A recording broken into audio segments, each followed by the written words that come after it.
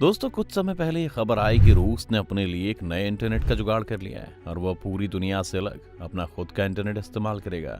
जिसके बाद यूक्रेन से भी खबर आई कि उनके यहाँ इंटरनेट की कनेक्टिविटी खराब हो गई है और इस मामले में उन्होंने इलॉन मस्क को जोड़ लिया, जिससे ये दोनों देश अब ऑप्शनल इंटरनेट के तौर पर कनेक्टिविटी से जुड़े हुए हैं, जिसकी अपनी एक इंटरेस्टिंग कहानी है।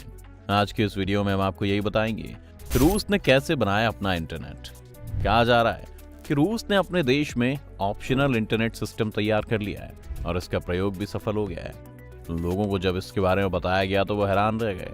हालांकि वहां के लोगों ने अपने इंटरनेट सिस्टम के इस्तेमाल के दौरान किसी भी तरह का बदलाव महसूस नहीं किया। रूस की तरह वे बिना किसी रुकावट के इंटरनेट का इस्तेमाल करते रहे। रूस पिछले 3 सालों से इस बात की तैयारी कर रहा था कि अगर वर्ल्ड वाइड वेब से उसका संबंध टूट जाता है या अमेरिकी हस्तक्षेप बढ़ जाता है तो देश के लोगों को जोड़ने के लिए उसका अपना इंटरनेट सिस्टम पूरी तरह तैयार रहे। रूस के इस प्रयोग से अमेरिका, ब्रिटेन समेत कई देशों ने ये कहते हुए आलोचना की है कि इससे इंटरनेट ब्रेकअप होगा और रूस अपने ही देश के लोगों पर पूरा नियंत्रण रखना चाहता है। इससे पहले चीन और ईरान ऐसी कोशिश कर चुके हैं। अमेरिकी साइबर सुरक्षा रणनीति के आक्रामक रुख को देखते हुए रूस को मजबूरन ये करना पड़ा।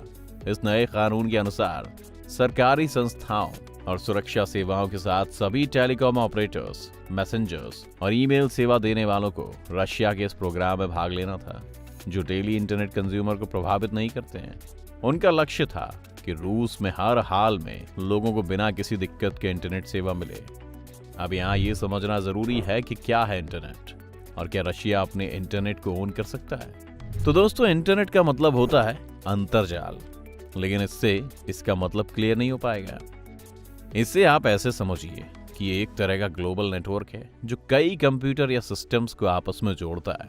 इसे आप कई कंप्यूटर्स का जाल कह सकते हैं, जो राउटर और सर्वर के माध्यम से आपस में जुड़े हुए हैं।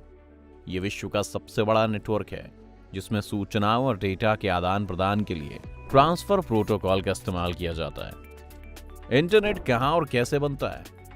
अब ये तो आप समझ ही चुके हैं कि इंटरनेट दुनिया भर के डेटा का एक जाल है। हम जो भी सूचनाएं इंटरनेट पर सर्च करते हैं वो कहीं ना कहीं स्टोर हैं, जो सर्वर के जरिए ये हम तक पहुंचता है। दुनिया भर की इन्हीं सूचनाओं के मिलने से, सर्वर के जुड़ने से इंटरनेट बनता है। सूचनाएं जहां स्टोर रहती हैं उसे सर्वर कहा जाता है। ये 24/7 ऑन रहते हैं। वेब होस्टिंग कंपनियां सर्वर की सुविधा देती हैं। दुनिया भर के सर्वर फाइबर ऑप्टिक्स केबल द्वारा जुड़े होते हैं। बालों से भी पतले इन केबल्स में काफी स्पीड से डेटा ट्रांसफर की क्षमता होती है। अब मन में ये सवाल भी आता है कि आखिर इंटरनेट का मालिक कौन है, जो बड़ा ही दिलचस्प सवाल है। अब आप बाजार से कोई सामान लेते हैं तो उसकी कीमत देते हैं। उस सामान का मालिक कोई ना कोई कंपनी होती है। किसी सर्वर को लेकर भी यही चीज लागू होती है। लेकिन आपने कभी सोचा है कि आप अपने मोबाइल, लैपटॉप या कंप्यूटर में जो इंटरनेट इस्तेमाल करते हैं उसका मालिक कौन है? BSNL, एयरटेल, जियो, वोडाफोन वगैरह तो सर्विस प्रोवाइडर हैं जिन्हें आप नेट पैक के लिए पैसे देते हैं। इंटरनेट के असली मालिक नहीं है। अब आप तो ये भी सोच सकते हैं कि इंटरनेट के असली मालिक सरकारें हो सकती हैं, लेकिन ये भी सच नहीं है।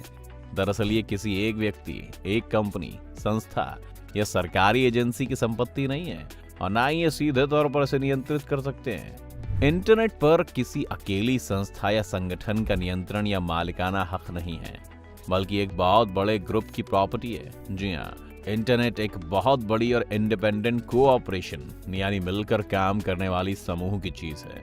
कोई भी कंपनी, संस्था या सरकार सिर्फ अपने नेटवर्क को मेंटेन करने के लिए जिम्मेदार होती है, लेकिन यहाँ पर कुछ कंपनियां हैं जो कुछ एडवाइजरी जारी कर इसके स्टैंडर्ड्स तय करके इसे बेहतर बनाए रखने में मदद करती हैं। WWWC यानी वर्ल्ड वाइड वेब कंसोर्टियम का जिक्र कहीं ना कहीं आपने सुना होगा। यही इंटरनेट के अलग अलग क्षेत्रों के लिए गाइडलाइन, स्टैंडर्ड और रिसर्च करने वाला समूह है। इस तरह से आप कह सकते हैं कि इंटरनेट का कोई मालिक नहीं है। जैसा कि हमने आपको बताया कि इंटरनेट पर कोई एक व्यक्ति राज नहीं कर सकता है, इसलिए अगर रशिया अपने लिए एक इंटरनेट बनाने की बात करता है तो वो इंटरनेट की जगह एक प्राइवेट नेटवर्क होगा जो रशिया के लोगों को एक तरह से कैद कर रहा है और साथ ही पूरा देश बाकी की दुनिया यानी इंटरनेट की दुनिया से बाहर चला जाएगा। आज दुनिया के लगभग 450 करोड़ लोग इंटरनेट का इस्तेमाल करते हैं और एक तरह से ये सब इंटरनेट के मालिक हैं। इसके अलावा बात अगर यूक्रेन की करें तो रूस यूक्रेन के कुछ हिस्सों पर नियंत्रण हासिल करने में कामयाब हुआ है। वहीं यूक्रेन के कुछ इलाकों में इंटरनेट और मोबाइल टावर्स को बर्बाद कर दिया गया है। इसकी वजह से यूक्रेन के लोगों को इंटरनेट या नेटवर्क की समस्या हो रही है और वे अपनों से बातचीत या संपर्क नहीं कर पा रहे हैं। ऐसी स्थिति में यूक्रेन के मंत्री मिखाइलो फेदोरोव ने एलॉन मस्क को ट्वीट करते हुए मदद की गुहार लगाई है। अपने ट्वीट में उन्होंने लिखा है कि आप मंगल पर घर बनाना चाहते हैं, लेकिन यहाँ रूस यूक्रेन पर कब्जा करने की कोशिश कर रहा है। आपके रॉकेट अंतरिक्ष में जा रहे हैं, लेकिन रूस यूक्रेन के नागरिकों को रॉकेट लॉन्च के जरिए निशाना बना रहा है। इसके बाद उन्होंने एलॉन मस्क से इंटरनेट कनेक्टिविटी के लिए यूक्रेन के लोगों को स्टारलिंक स्टेशन प्रोवाइड कराने की बात लिखी। स्टारलिंक स्पेसएक्स के तहत मस्क द्वारा लॉन्च किए जा रहे सैटेलाइट्स का एक नेटवर्क है। स्टारलिंक के जरिए किसी एक सैटेलाइट का इस्तेमाल करने वाले कस्टमर्स तक सीधे इंटरनेट पहुंचाया जा सकता है।